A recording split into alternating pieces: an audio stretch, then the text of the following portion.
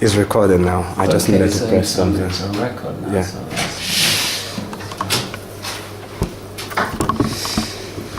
we found ourselves in the lobby. Oh, great. And we found by my name will humble themselves and pray and seek my face and turn from their wicked ways. He said, I will hear from heaven and I will forgive their sins and restore their land. Okay? He said, my eyes will be open and my ears attentive to every prayer made in what I would say our country, Nigeria. He said, for I have chosen this country, it's a temple, but I said this country, and set it apart to be holy, a place where my name will be honored forever. I will always watch over it, and for it is dear to my heart. It is dear to my heart. I just want us to think about that. And I see that verse as a verse that Nigeria can hold on to, and people of Nigeria can actually hold on to. That God actually has our interest at heart, and He wants to do what is best for that nation. And we may not be there yet, but I think if we humble ourselves and just say, Lord, we repent and just move forward, I think there are great days ahead for Nigeria. I believe it so strongly, I can taste it in my mouth. Great days for Nigeria. Let's just bow our heads and let's pray. Our Father and our God, we want to thank you for the True Nigeria Worldwide Organization. We thank you for the vision you have placed in the heart of the leader, Emmanuel. I thank you for the way you're using him. Father, we ask that your Spirit will rest upon him in Jesus' name. Father, we ask, oh God, that we have gathered together this afternoon to deliberate and to speak about Nigeria and the work of True Nigerian Worldwide Organization. Father, we ask for your wisdom in Jesus' name. We ask that, Lord, we will not do anything outside your will or your counsel. And Father, we ask for open doors, that you will open doors unto this organization in Jesus' name. Father, we bless you, we honor you. We pray for Nigeria. We say, uphold that nation. Lord, let your Spirit rule over that nation as the waters covers the sea. Father, we thank you, we bless you forevermore. In Jesus' mighty name we pray. Amen. Amen. Amen. Thank you very much, Brother Kenny, for that wonderful open prayers. The next thing in the slide, obviously, is introduction of the Board of Trustees. We've hurriedly done that, so we can move on to the next stage, obviously, which is a presentation. I intentionally put a presentation together to give all the trustees an idea of where this vision, I know I've spoken to you individually about what we're trying to achieve, but also I think this slide will show the overall picture of where we're trying to go with this vision. Right. Pardon me if I'm not the best of presenters, but I'll give it the best of shots. I titled this presentation, Transforming Life Today for a Better Tomorrow. I want to believe the verse Mr. McCarthy read out. If you don't mind me calling you Mr. McCarthy, or do you prefer me calling you Kenny? Kenny is fine, Right, don't okay. worry, just Kenny. The verse Mr. Kenny read out obviously speaks volume about this headline, and to be honest with you guys, it was not planned. It just happened to be a coincidence. Transforming lives today for a better tomorrow, the change we can all believe in.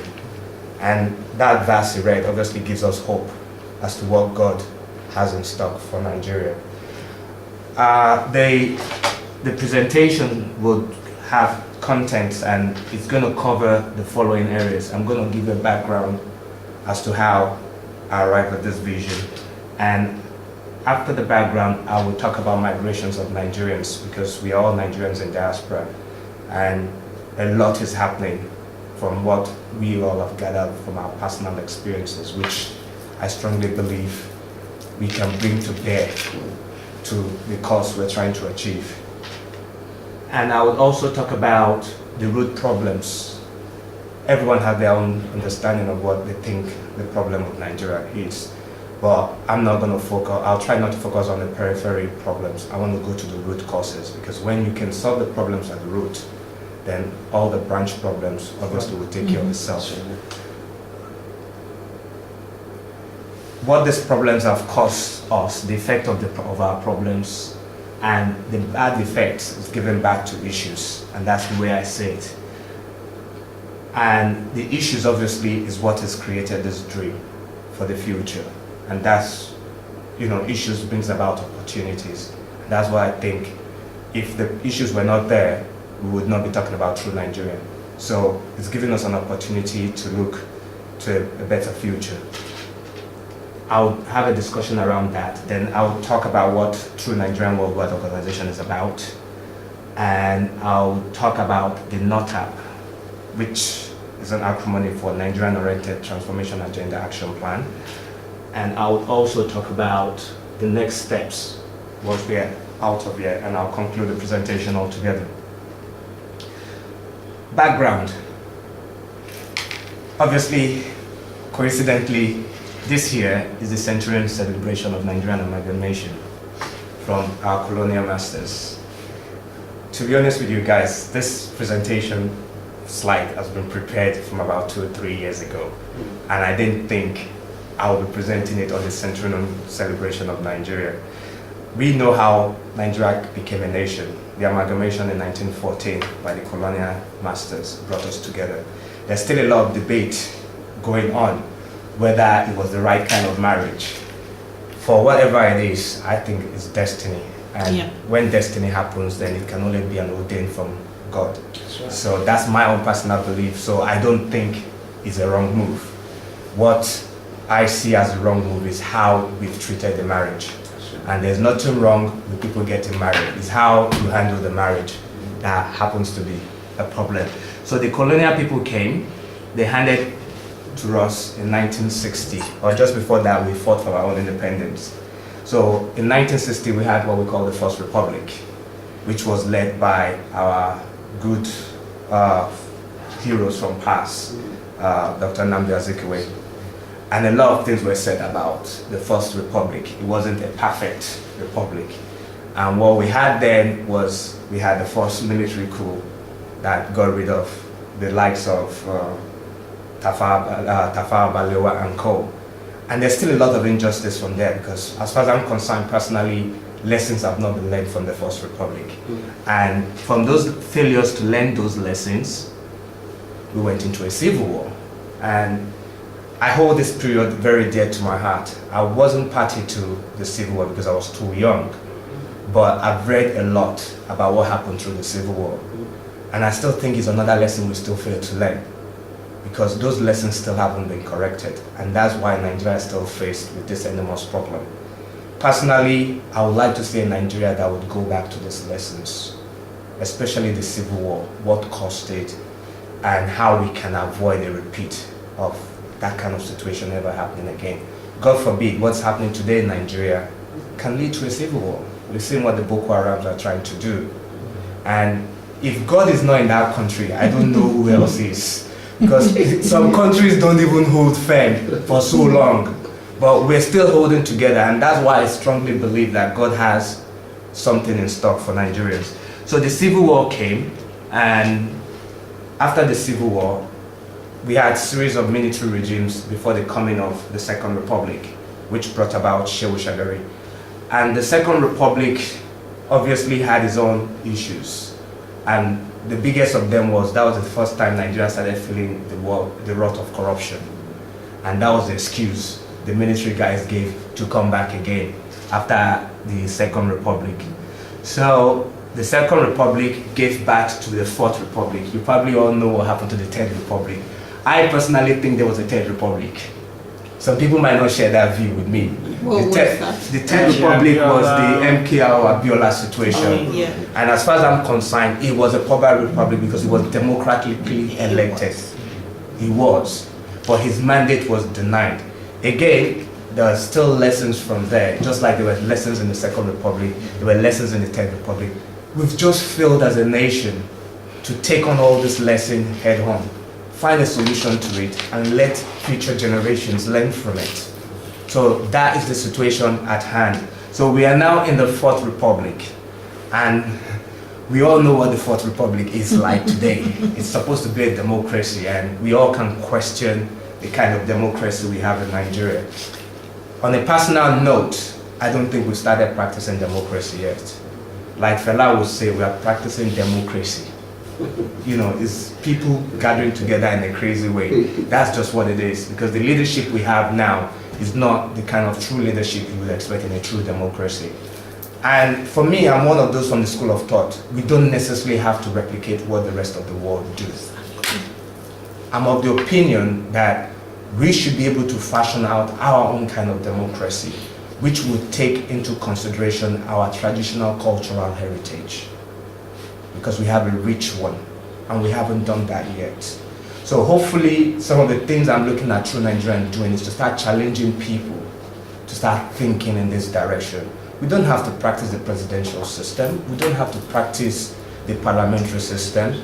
We can fashion out our own system that suits us, and our people will be able to embrace it. And I think that's part of the problems we've failed to confront. Because all we've done is to try and copy somebody else's thing and try and think we can make it work in our country. It's not.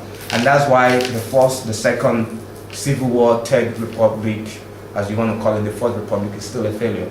That's my own view about this whole background analysis I put together. So we're in the Fourth Republic, and we're all still hoping and praying that it will come right for us. Migration of Nigerians. We are all migrants. I know a few of us were born here. I wouldn't want to call you migrant because your place of birth can be your home as well. We still migrated back. If you want to look at it, we're still migrant. I'm of the strong opinion. I've got 2 kids of my own. Can I just throw something in there as you continue? Yeah. As emphasis. Yeah. A migrant is someone on the move. Yeah. If you're not planning to move again, you're settled. Okay. You can be an immigrant. Yeah. But you're no longer a migrant. Okay. I'll take that. I'll take that on board. So, people are immigrants, right? And obviously, I would still say I'm a migrant. Okay. Right? Because I'm still on the move. I will always be on the move. My home is Nigeria. And it's a pity when some of our friends and family passed away in this country. They always insist, especially the older generation, they want their body taken back home. It's not a coincidence. Because that's where their spirit is. And that's where they want to rest in peace. It's not just the older ones. I told them if they bury me here, my spirit will come upon us. So there are many reasons why we migrate or emigrate somewhere. One of the main reasons for me, I can speak on a personal level, is economic reasons. And other reasons, obviously, because people desire a better life. So the economic reason sets in. Other people is political. They were forced out for political reasons. In the case of Nigeria, a few people did migrate because of political reasons. And that's why you have that popular slogan that says refugee status. I put a very popular picture there. I don't know if anyone can really look at those pictures closely and tell me what they observe. No, actually. No. Aneke, what did you observe in that picture? All the former heads of state. Thank you very much. Thank you very much. Yeah. And that was a very conscious stuff, because altogether, there are the reasons why we are people can be political migrant or economic migrant. So it's a consciousness picture I had to look for to find. So, and it's very rare to see all of them in one place together. And other reasons why people migrate or immigrate would be educational reasons. And people have come in to study and they found their new environment more conducive and more adaptable to their educational development, so they decide to stick in. What is the effect of the migration or immigration? The effect on our country is definitely a brain drain. The best of our people who could have contributed to the development of the country are moving away. In our midst here, we have medical doctors, we have accountants, and I know we have people who are very much into social services who are not here as well. And we have lawyers as well who are going to be part of the board of trustees. I consciously chose that approach because I think there's a vast array of talent of Nigerians in diaspora that can be tapped into to help make this organization what it can be. I believe it can be. And this brain drain, you've asked yourself, I don't know how many of you are on my Facebook page, because I have a Facebook page. If you're not, I think I would encourage you to look for True Nigerian on Facebook. I've been to a few events across the UK where I meet Nigerians who are studying in the UK. And that interactive session I find very, very useful because I get to tap into their understanding of what they hope to be doing at the end of their postgraduate or undergraduate program. And I found a good number of them don't want to go back. And I asked them why. And the first thing they talk about, like, look, I'm in a society where everything works. Why do I want to go back to a place where it doesn't, where my skills is not appreciated? And I asked them this question: what do you notice is the difference, education-wise, between how they schooled in Nigeria and how they schooled here? They said for the first time they realized they were getting a proper education. In Nigeria, they were not. Because everything they taught them in Nigeria was all much more of somebody pushing something into their head and refusing to get something back that they had. But when they come here, they can be who they really truly want to be because they're given that freedom to express themselves. I'm going to come back to that later. So that brain drain is one of the effects of the migration or immigration. It's also had an effect on our cultural and traditional values, without a shadow of doubt. You know, personally, I have adopted a twin approach since I migrated here or emigrated here. And I've always said I grew up with the understanding that when you go to Rome, behave like the Romans. I've decided to change that. I've decided to change it to when I go to Rome, I want to be better than the Romans. So, and the only way I can be better than the Romans is taking what the Romans do that's of value to me, holding on to it. Then hold on to those values from where I come from and bring them together.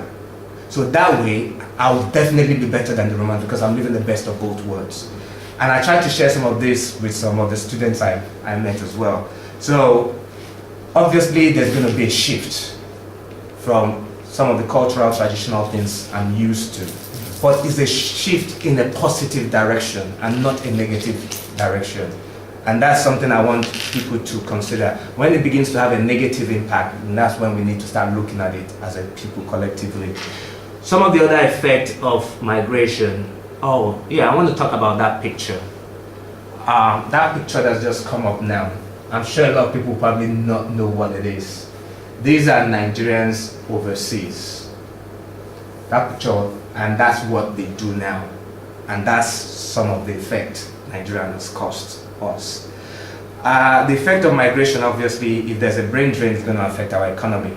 So our economy is strongly being affected now. If you look back in the Nigerian society, a lot of things aren't working because we don't really have the best of people running things. And people in Nigeria might disagree with me on this fact, but it's just there. They say the proof is in the pudding. So the output of what is there is what I can rely on to say whether something is working. If it was being handled by the best brains, I'm sure it would be a lot different than what it is. And there are several reasons why it's not working or the best brains are not being hired. Politically, it's affected us as well because what we have now in our politics in Nigeria is not the best people really getting involved in politics. What we have are people who are inexperienced running the affairs of 150, 160 million Nigerians. And I can challenge any Nigerian political leader on this fact because one thing I would ask them to do is to point out what is it that they've done for the Nigerian people before they aspire to public office. And I'm sure there are very few of them who will be able to point to whatever specifically they've done other than give bag of gari or bag of salt to the local people. For me, that is not value added to people you want to serve.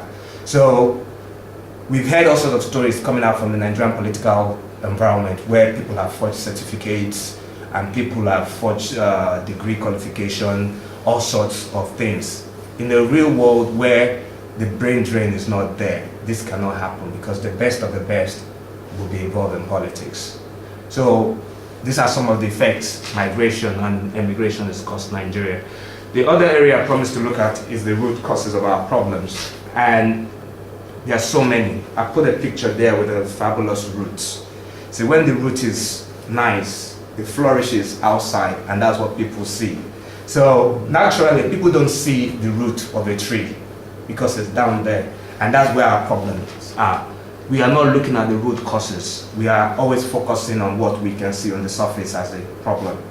For me, the root cause of Nigerians' problem is based on two areas. We've been denied self-expression, and we've been denied true freedom or true liberalization. You might ask me why and how. Why do I say this? As a child growing up, I was not one of the privileged few who had an understanding parent who would listen to me when I had something to say, or who would give me the opportunity to say what I had to say. As a child, I grew up believing that it's wrong to be able to ask the what, why, how, when questions. It's rude to be able to do that, especially with your parents or someone of an elderly age. And when you raise a child, denying them that ability to ask the what, why, how questions, it only means one thing. You are enclosing that child's mind the way you want it. That child's mind cannot be liberated. And when the mind is not liberated, then they become conscienceless. And that's my own view. People might not agree with me, but that's the way I see it. And it's a sad thing that when that child leaves that family unit for the first time, the place the child goes to is an educational institution, whether it's a nursery, primary, secondary school. And it's the same mode that's being operated at our educational institution, where the teacher knows all. You cannot ask a teacher what, how, when question.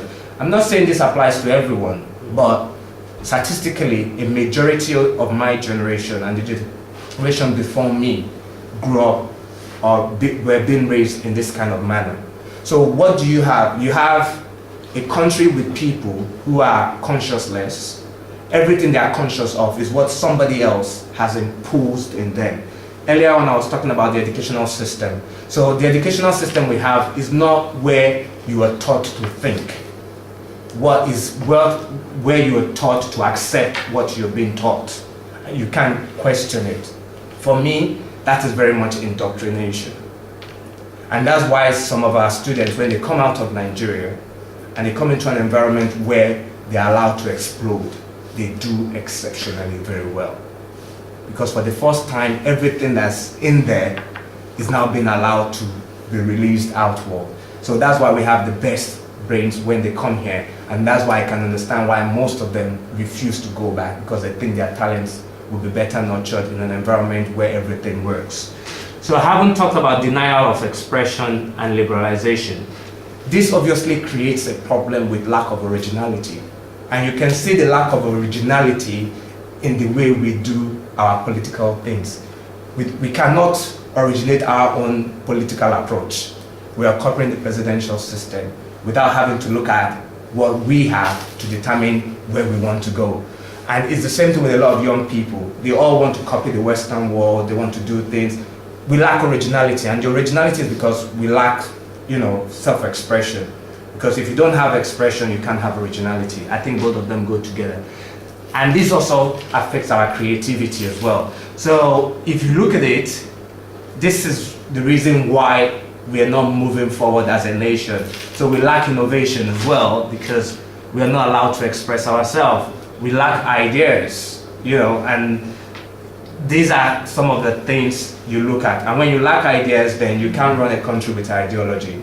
And if you look at all the political setup now, they've just merged the whole opposition party together. And what do we have? I asked somebody on my Facebook page, what's the ideology behind it? It's not just easy we all sit down and say we want marriage of convenience. As far as I'm concerned, the political mergers going on in Nigeria, political party mergers, is marriage of convenience. Because what they are setting out to do is to get out the ruling party and at all costs. And eat. Yeah, so for me, as far as I'm concerned, that's not what political ideology should be about. It should be people of like minds who see synergies in their ideologies coming together. But unfortunately in Nigeria, they are not thinking like that. And only God knows what's going to happen in 2015. I just hope everything goes right for the sake of Nigeria.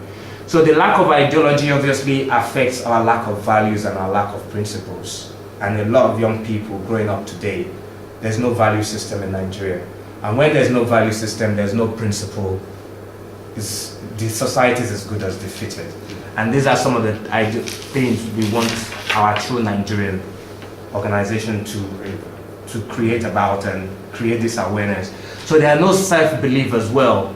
in Nigeria, and obviously people don't love each other as well. Because where there's love, there's unity. So because there's no unity, that's why we have this great division across different lines. Religious line, tribal line, ethnic line, social status line. So all this is because there's no love. And again, if you look at it, it all comes down to the root causes, the lack of self-expression, the lack of true liberalization. So obviously where there's no unity, there's no peace. So we know what's going on in Nigeria today, that you can be reassured that if you leave your house, you're going to come back in one piece for several reasons. So the next area I'm going to look at is what's the effect of our problems. The effect of our problems are obviously what the kind of situation we're having in Zimbabwe. The country is breaking up as a result of bad leadership, and when there's bad leadership, you also know it's going to be as a result of, because the followership determines the kind of leadership you have. So people say, which one comes first? Is it the horse or the cart? I don't know, you guys tell me, but I think they both pull each other in the direction they want to pull each other. So the followership is as bad as the leadership, because as far as I'm concerned, if the fellowship are not happy with the leaders, they should be able to do what's right to get rid of them. And not just that, we now have bad professionals, you know, bad doctors, bad nurses, bad engineers, bad accountants, bad lawyers. Regulating bodies as well.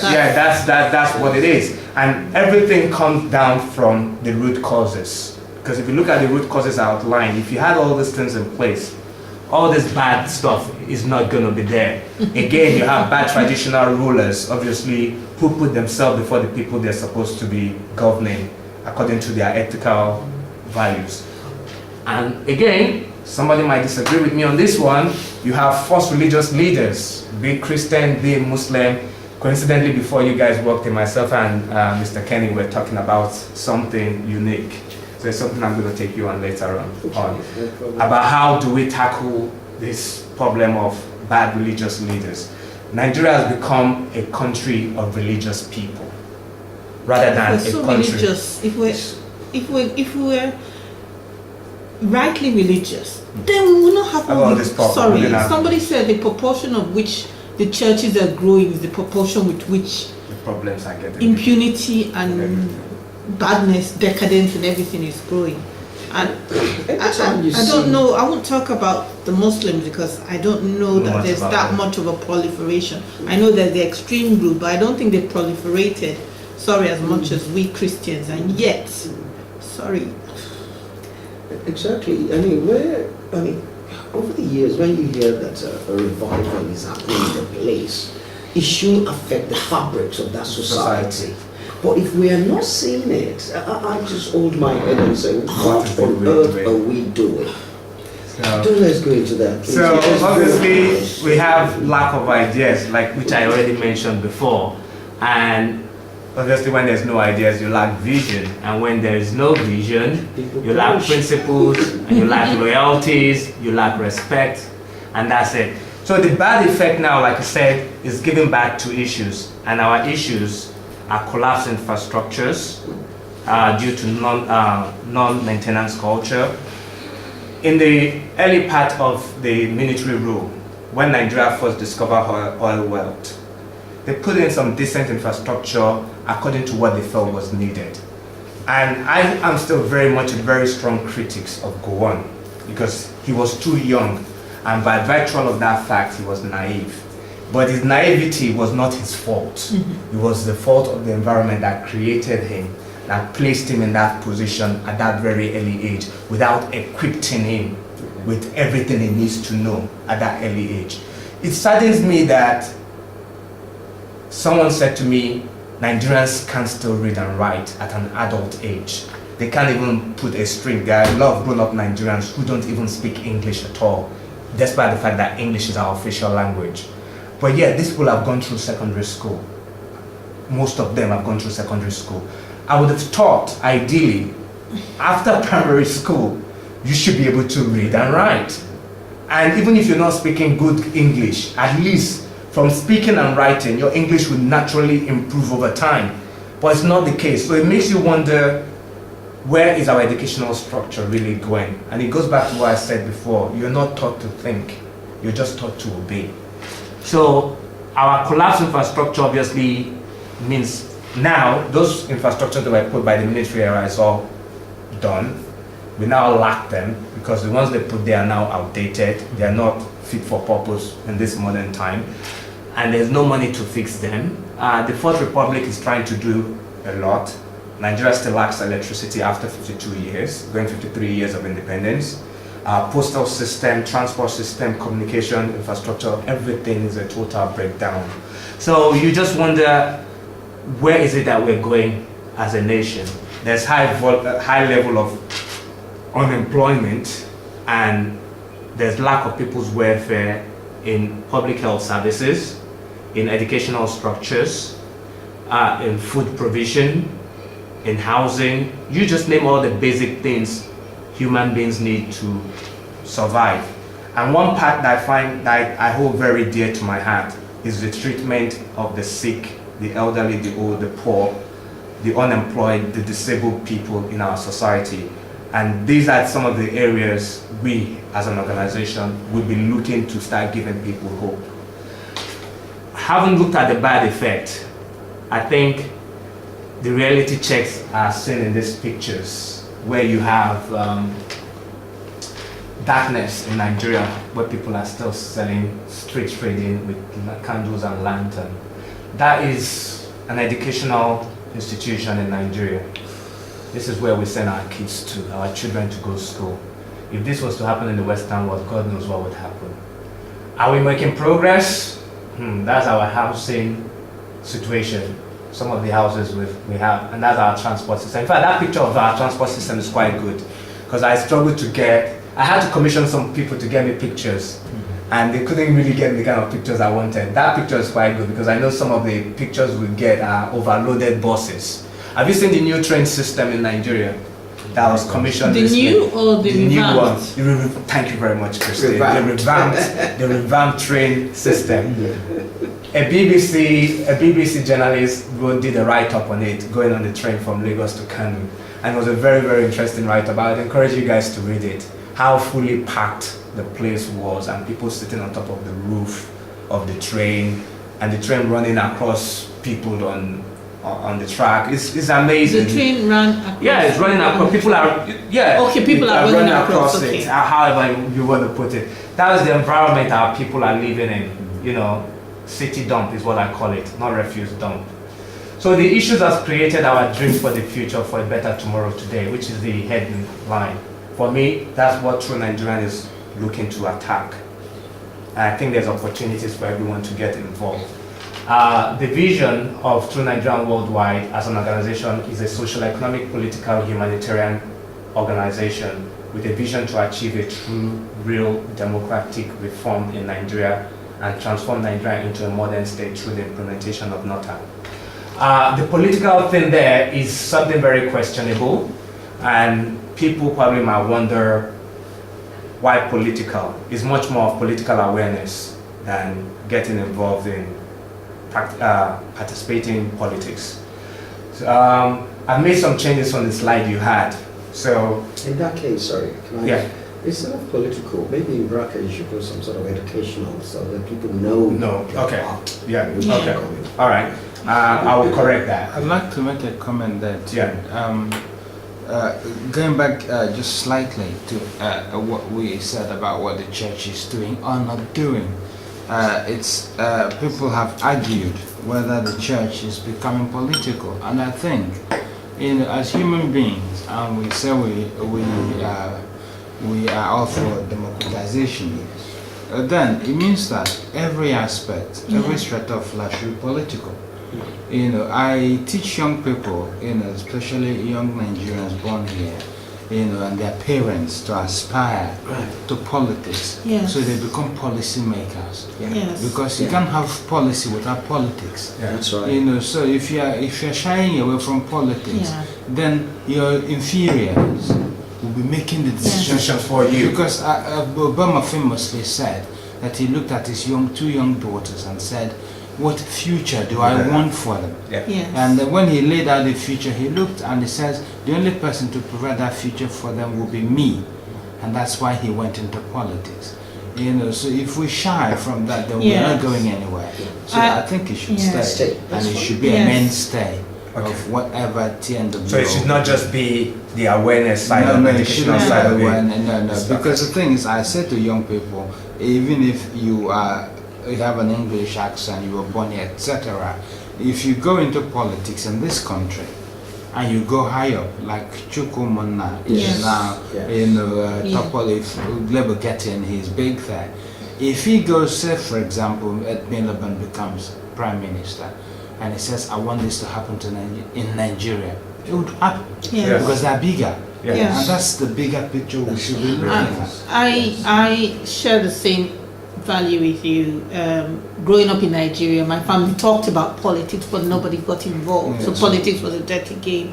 And that's the way I thought till I think I was maybe somewhere in university, and I read a statement that changed my thinking. It said, if the wise refuse to lead, they must gladly suffer the rule of fools. And that is what we have. Obasanjo said that to Sharon Khan.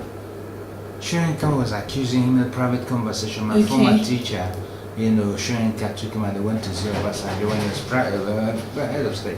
And Sharon Khan was saying, you've been, misleading this country for years. And but Obasanjo said to him, you've been gallivanting from America to the UK. Why don't you come and help out? Yeah. Yes. And that's when Srinka came back. Srinka came back And to work. the thing is, it's a different case where you are in a society where things work, or there are people that maybe you support their parties and are doing the visions that you have, and you can support them and you see them and you don't feel like you want to put yourself there.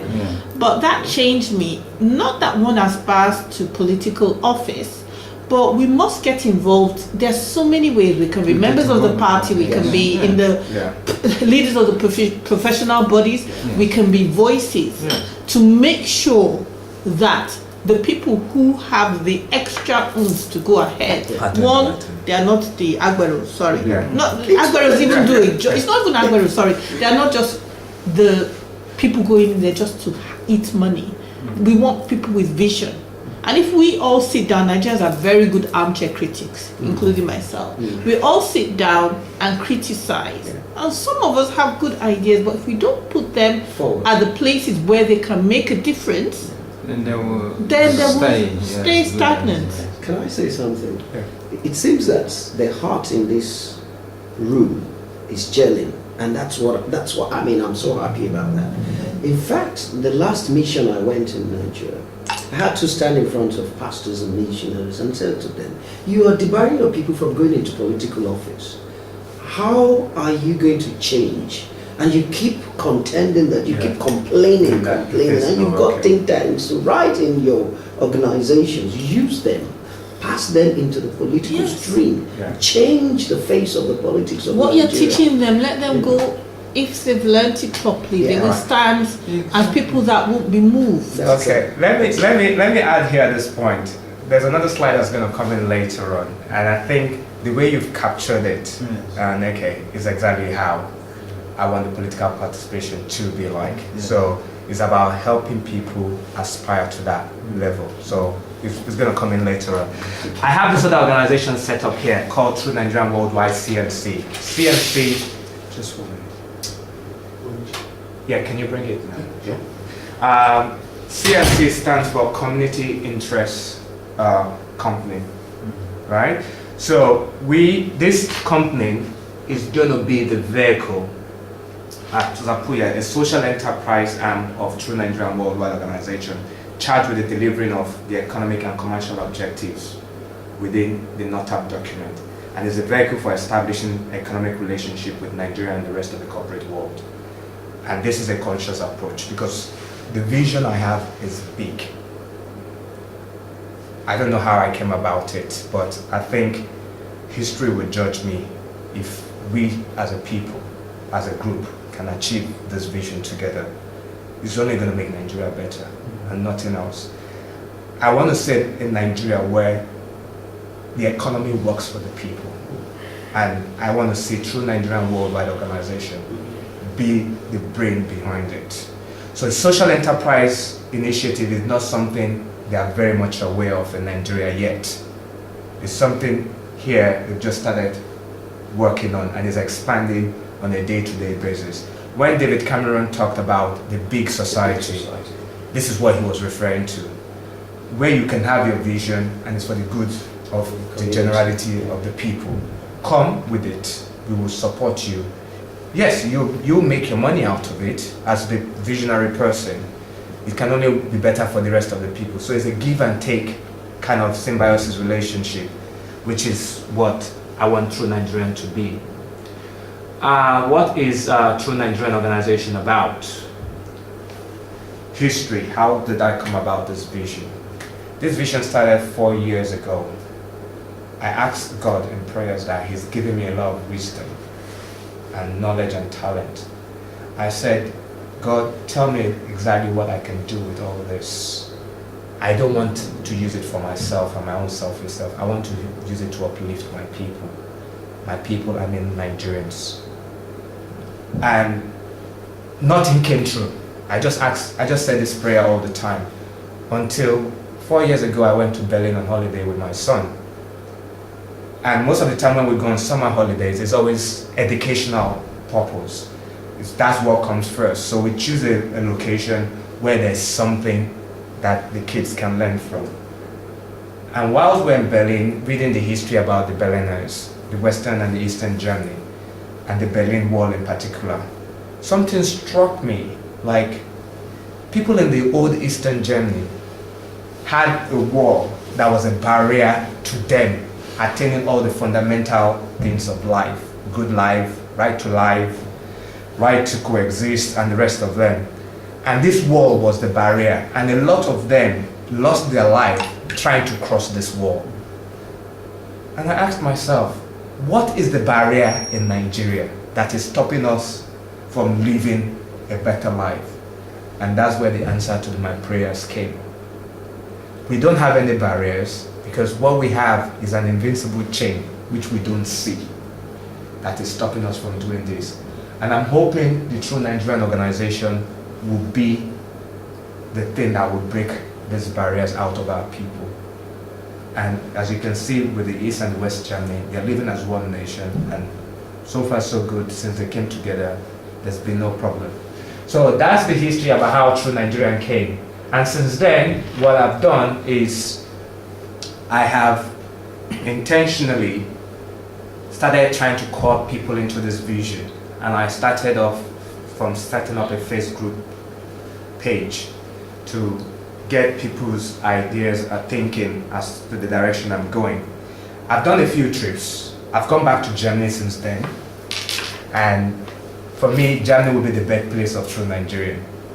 And I met a few Nigerians, at least a few, the people who I know is important according to the Nigerian community in Germany.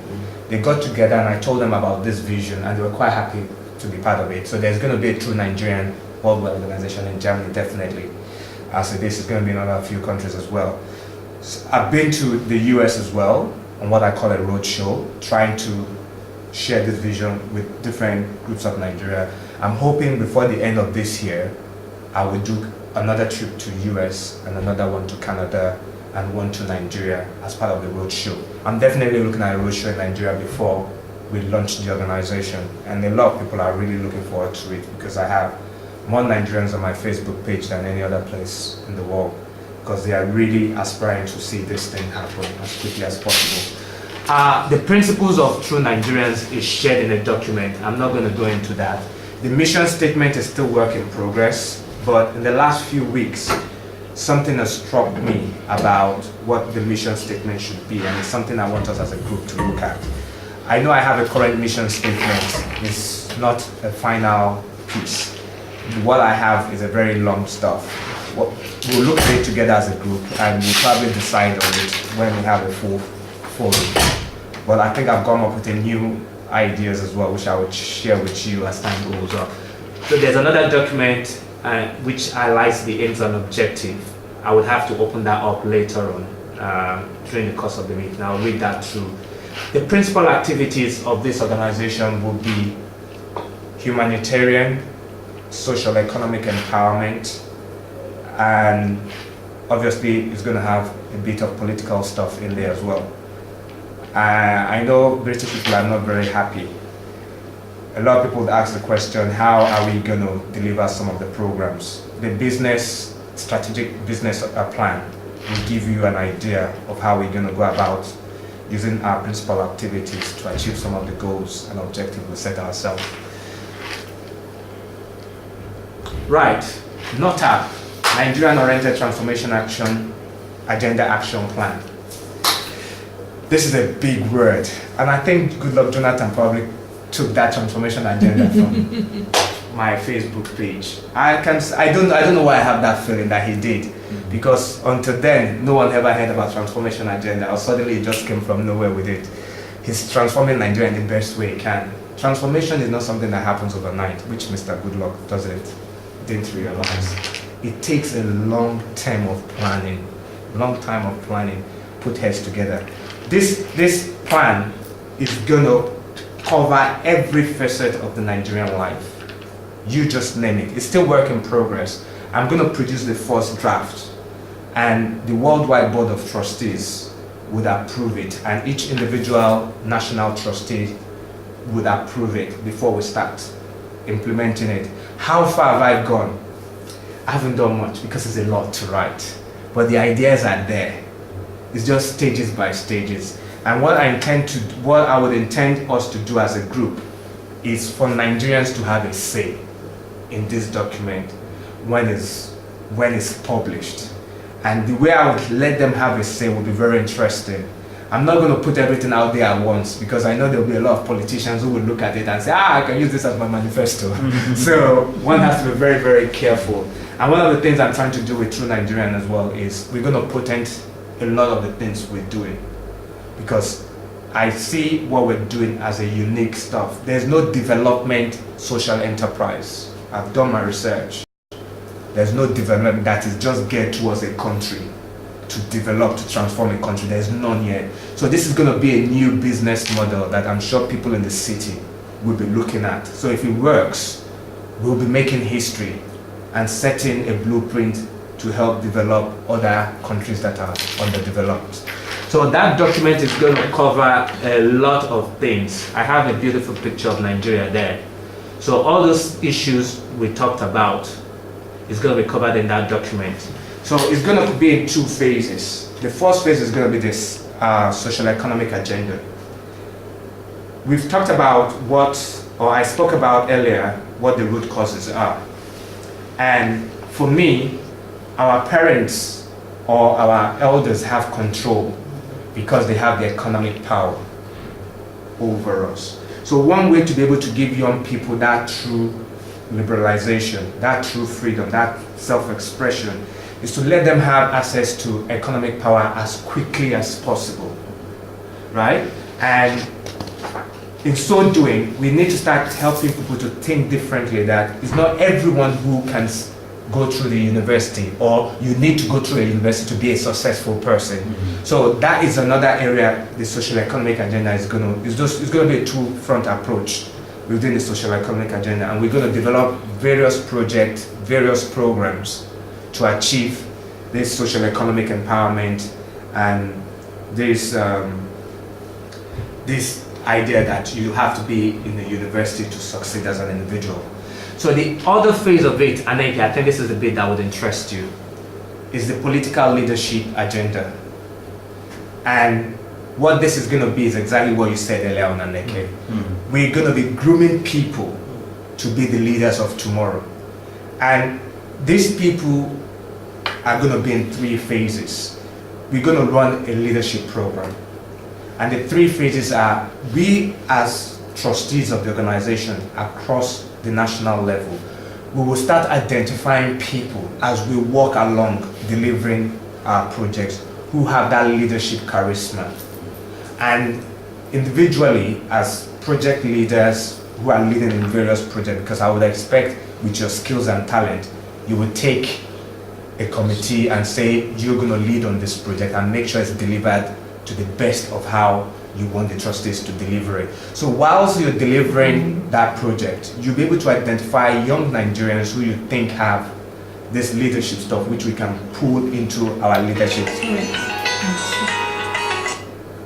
which we can pull into our leadership stuff.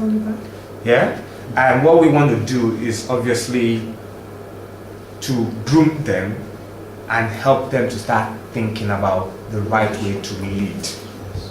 Right? And we're going to cut them. We're going to class them into 3 different areas. The classification is based on your ability, and obviously, as you get better, you'll be able to aspire upward. There will be some who we would see that their leadership capabilities is only good at that grassroots level, and it cannot be beyond that.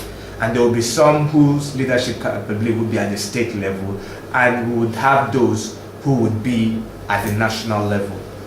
One thing I want True Nigerian to be able to do is to create what I call a true Nigerian spirit, which is going to be one of our many values we would have, where individuals would always put Nigeria first before all things and anything and anywhere and any place.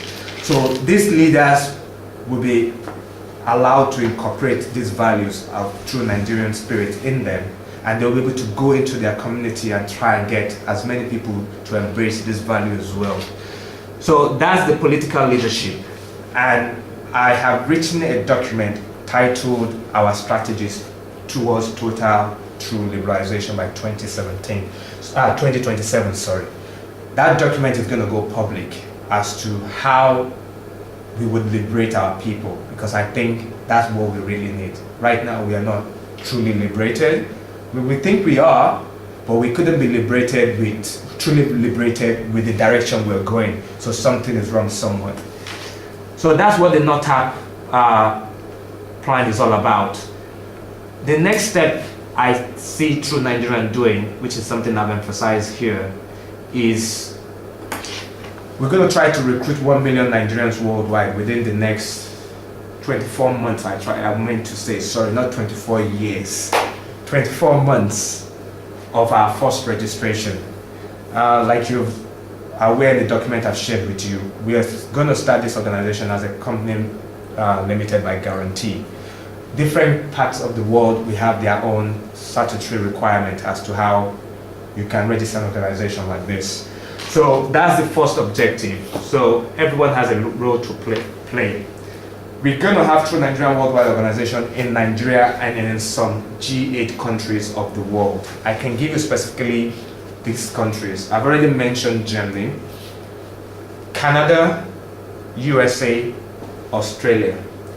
These are the countries where we'll have them, plus 1 Asian country, which I have not settled for as of yet. So these are the countries that would have them. And the reason for this is I think they have a role to play. They've already achieved a lot. And our aspiration is to be able to match them, if not better them, in what they're doing in their respective countries for their people. So we're going to commence unfolding programs and projects for the common good of Nigeria. The focus will be on youth empowerment, and one of the first things I want to do is to use sports and arts to try and bring the youths into what we're trying to do. So there's another project as well, which is going to be a training program. How we're going to finance this is unique in itself. Most of the funding will come from contributions, and some of it will come from grants, which we will be able to access. But those grants and contribution would only be used to test run small case studies.